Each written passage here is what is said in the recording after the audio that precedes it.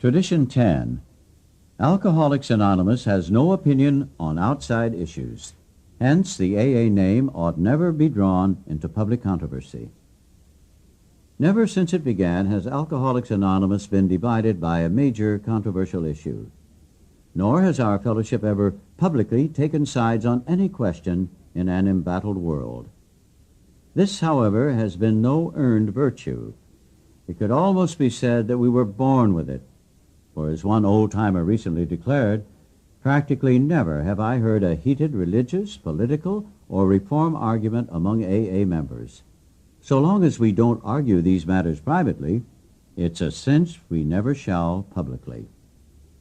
As by some deep instinct, we AAs have known from the very beginning that we must never, no matter what the provocation, publicly take sides in any fight, even a worthy one.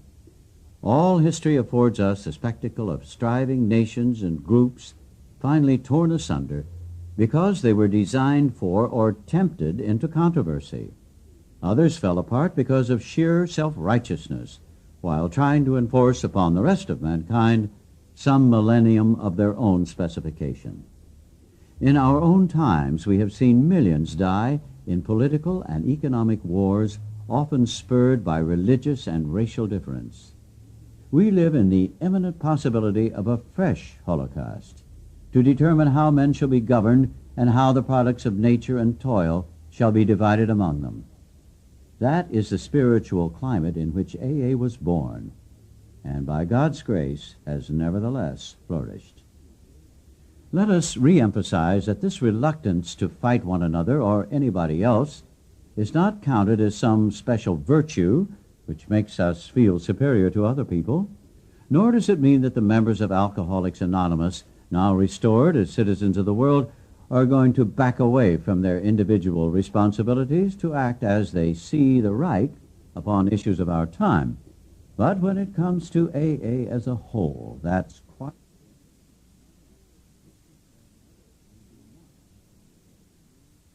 because we know that our society will perish if it does.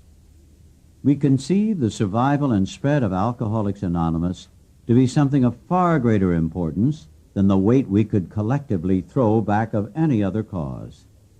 Since recovery from alcoholism is life itself to us, it is imperative that we preserve in full strength our means of survival. Maybe this sounds as though the alcoholics in AA had suddenly gone peaceable and become one great big happy family. Of course, this isn't so at all. Human beings that we are, we squabble. Before we leveled off a bit, AA looked more like one prodigious squabble than anything else, at least on the surface. A corporation director who had just voted a company expenditure of $100,000 would appear at an AA business meeting and blow his top over an outlay of $25 worth of needed postage stamps.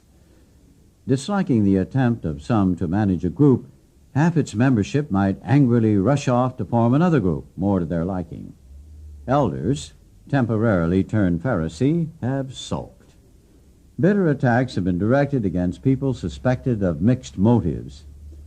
Despite their din, our puny rows never did AA a particle of harm. They were just part and parcel of learning to work and live together.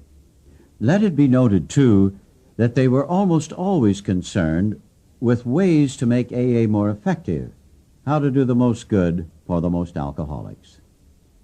The Washingtonian Society, a movement among alcoholics which started in Baltimore a century ago, almost discovered the answer to alcoholism.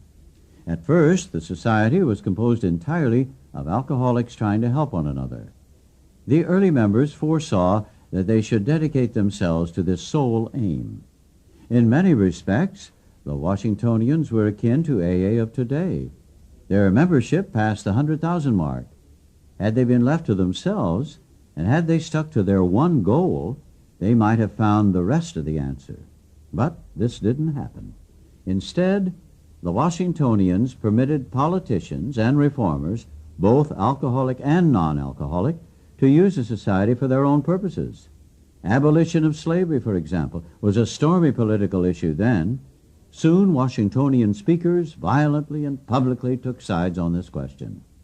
Maybe the society could have survived the abolition controversy, but it didn't have a chance from the moment it determined to reform America's drinking habits. When the Washingtonians became temperance crusaders, within a very few years they had completely lost their effectiveness in helping alcoholics.